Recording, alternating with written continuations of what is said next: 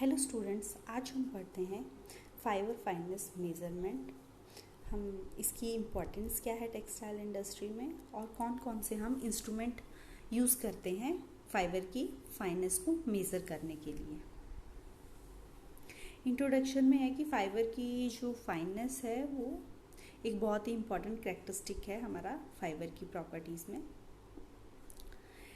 Fineness से हमें पता चलता है कि यान का एक जो स्पेसिफिक क्रॉस सेक्शनल एरिया है उसमें कितने नंबर ऑफ फाइबर आएंगे। मतलब कोई भी हमारे पास एग्जांपल ले लो, हमने मोटाई का यान बनाना है तो उसको हमें बनाने के लिए फाइबर चाहिए। तो फाइबर की अगर हमें फाइननेस पता होगी तो हम यान की थिकनेस को मेज़रमेंट कर सकते हैं कि कितने हमें नंबर ऑफ फाइबर चाहिए एक स्पेसिफिक यान की थिकनेस के लिए। ये जो फाइबर की हमारे पास फाइननेस होती है ये इन फैक्टर को इन्फ्लुएंस करती है। ये फाइबर की फाइननेस से अफेक्ट होते हैं। सबसे पहले आ गया स्पिनिंग की लिमिट, यान की स्ट्रेंथ, यान की इवननेस मतलब वो कितना स्मूथ होगा। अगर आए यान की फुलनेस, वो कितना बल्कीनेस आएगी उसमें यान में, वो फाइबर की फाइननेस पे हमारा डिपेंड करता है। फैब्रिक में हमारा ड्रेप कितना होगा, मतलब लचक कितनी होगी, मतलब वो अपने भार में कितना लटक सकता है, वो आकी ड्रिपेबिलिटी। लस्चर, उसमें चमक कितनी होगी। हैंडलिंग प्रॉपर्टी भी होती है फाइबर की फाइननेस पे डिपेंड करती है। उसका हमारे पास फैब्रिक का फील कैसा होगा। और प्रोडक्टिविटी प्रोसेस की फाइबर की फाइननेस पे हमारी डिपेंड करती है।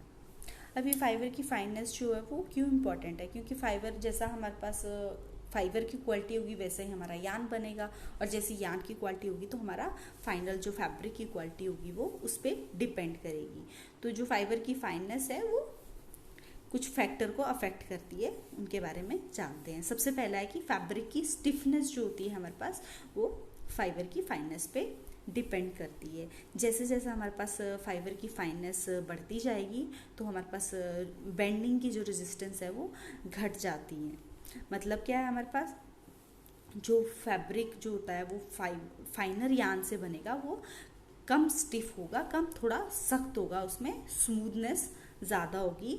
और उसके अलावा क्या होता है, उसकी ड्रिपेबिलिटी ज़्यादा आती है। ये सारे आप ऑब्जेक्टिव में भी लिख सकते हैं, अगर इम्पोर्टेंस आए तो उसमें भी ये फैक्टर लिखे जा सकते हैं। नेक्स्ट आ गया हमारे पास जो फाइबर की फाइननेस है वो यान की टॉर्शनल रिजिडिटी को डिपेंड करती है। क्वेश्चन आता है व्हाट इज टॉर्शनल रिजिडिटी। जो हमारी ट्विस्ट करने की एबिलिटी है उसको हम बोलते हैं टॉर्शनल रिजिडिटी। जैसे जैसे हमारे पास फाइबर की फाइननेस बढ़ेगी तो जो टॉर्शनल रिजिडिटी होती है वो कम हो जाती है।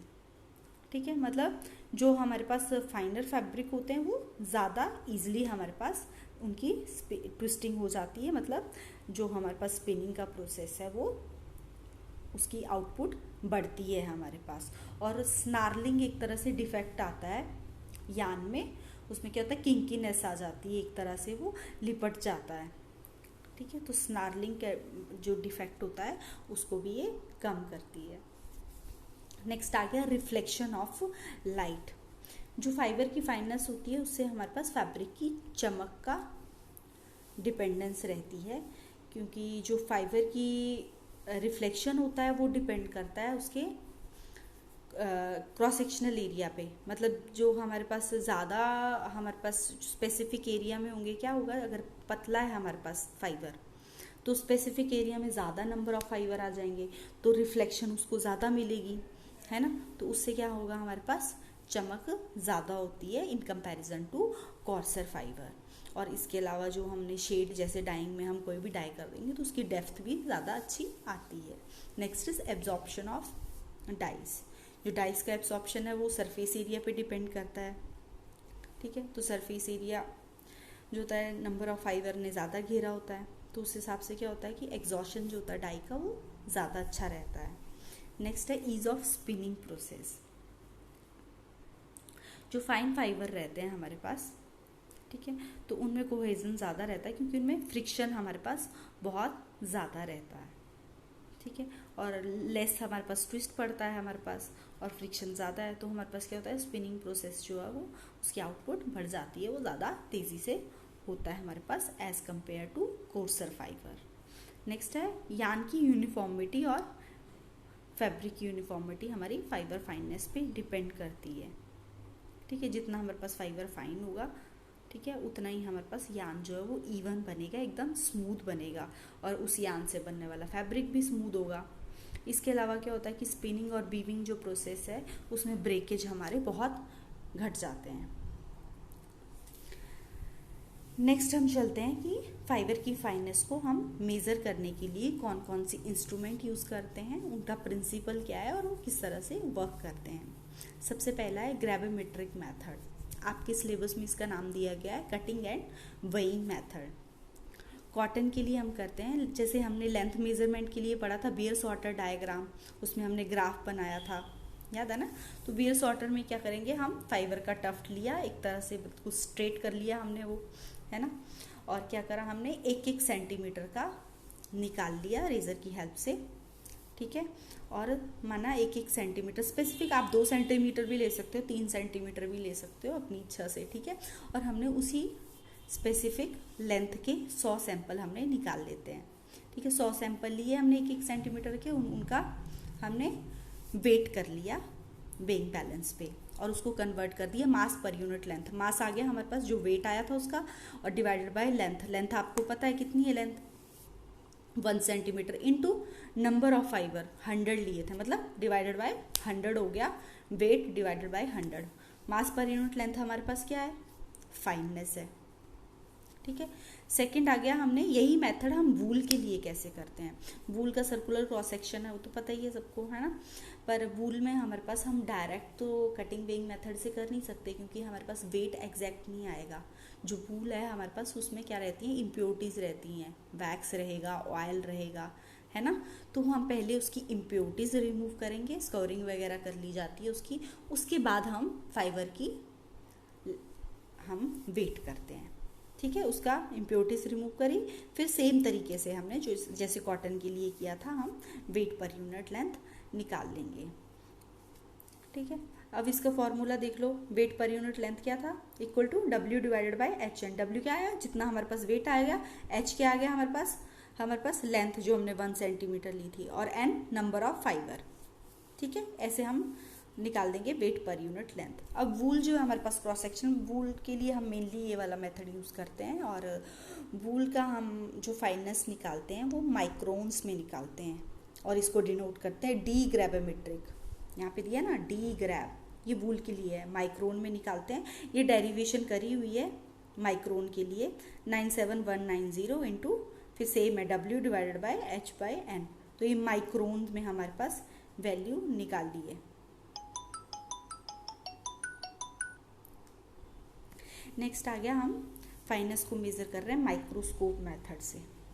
मेनली ये सिर्फ और सिर्फ वूल के लिए किया जाता है, क्योंकि उसका सर्कुलर है, बाकियों की शेप नहीं है, तो हम माइक्रोस्कोप से उसको मेज़र करना टफ है हमारे पास। क्या करते हैं हम, स्टैंडर्ड एटमॉस्फेरिक कंडीशन में हम सैंपल को 24 घंटे के लिए छोड़ते हैं।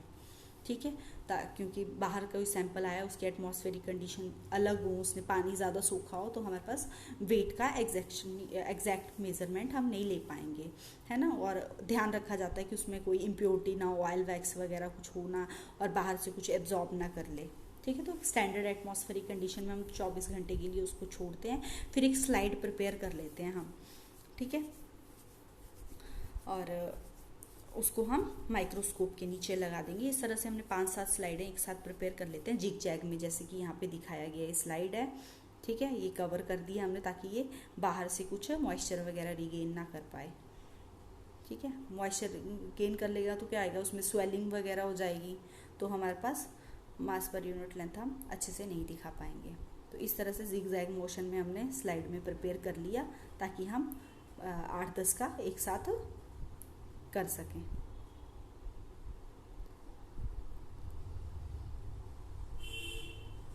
नेक्स्ट आ गया हमारे पास एयर फ्लो मेथड। ये आपके सिलेबस में है, और इससे न्यूमेरिकल भी आ सकता है और क्वेश्चन भी आ सकता है। ठीक है, इसको माइक्रोन एयर इंस्ट्रूमेंट भी बोलते हैं। इसका प्रिंसिपल देख लो आप। सबसे पहले क्या है हमारे पास, ये डिपेंड करता है हमारे पास जो एयर फ्लो की रेजिस्टेंस, फाइबर में एयर को हम फ्लो करते हैं, फिर वो कितनी रेजिस्टेंस मतलब कैसे पास होती है, कितनी वापस आती है, जो एयर का फ्लो होता है उसकी जो रेजिस्टेंस होती है फाइबर के कारण, उसके मेथड पे ये डिपेंड करता है।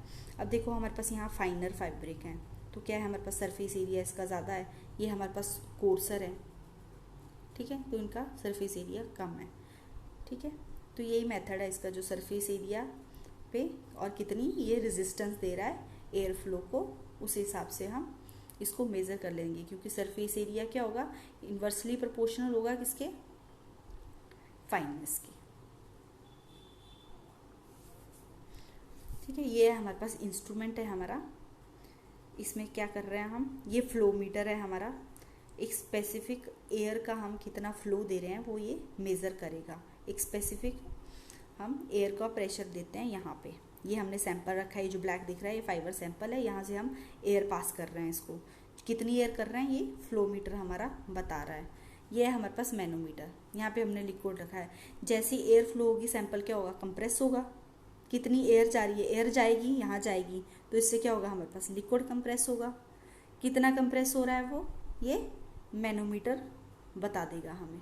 तो इस तरह से हमें पता चल गया सरफेस एरिया पे कितनी रेजिस्टेंस आ रही है हमारे पास स्पेसिफिक एयर फ्लो करने पे, ठीक है। हमारे पास सारे हैं तो हम इसको हम निकाल सकते हैं। देख लो यही बताया गया है यहाँ पे थ्योरी में कि 3.24 ग्राम का हमने कॉटन का सैंपल लिया, ठीक है, और फिर हमने क्या किया, एयर फ्लो करा उसमें, जो सैंपल होना चाहिए अच्छे से क्लीन होना चाहिए हमारे पास, हैंड टफ्टिंग करके हमने रखना उसके बाद,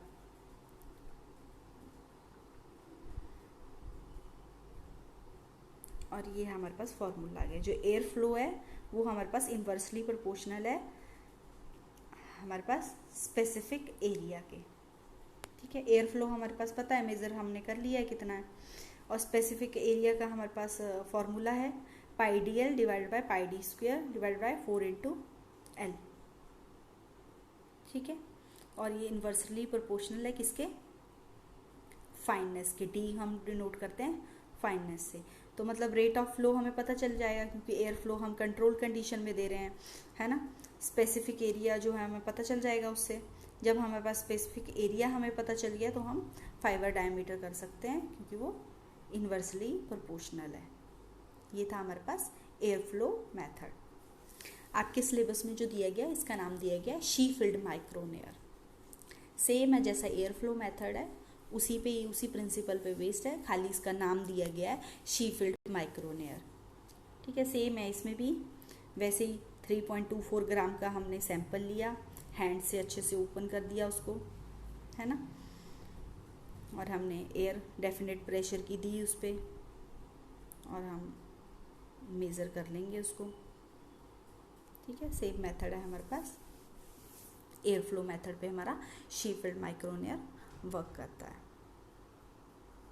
नेक्स्ट आ गया हमारे पास, आपके सिलेबस में दिया गया है एर्लूमीटर, ठीक है। ये भी हमारे पास मेज़र करेगा स्पेसिफिक एरिया, मेज़र करता सरफेस एरिया मेज़र करेगा, फाइबर का भार कितना है, और उसकी मैच्योरिटी रेशो, इमेच्योरिटी लिखा है वैसे मैच्योरिटी हम मेनली मेज़र करते हैं हमारे पास। तो इसमें क्या होता है, सैंपल ले लेते हैं हम 152 mg का यूज़ कर लेते हैं, और ये कौन से प्रिंसिपल पे अगर आपको आ जाए कि इसका प्रिंसिपल क्या है, तो ये व्हीटस्टोन ब्रिज प्रिंसिपल पे वर्क करता है। व्हीटस्टोन ब्रिज आपको पता ही होगा, आपने इलेक्ट्रॉनिक्स में पढ़ा होगा, रेजिस्टेंस का method R1 divided by R2 is equal to R3 divided by R4।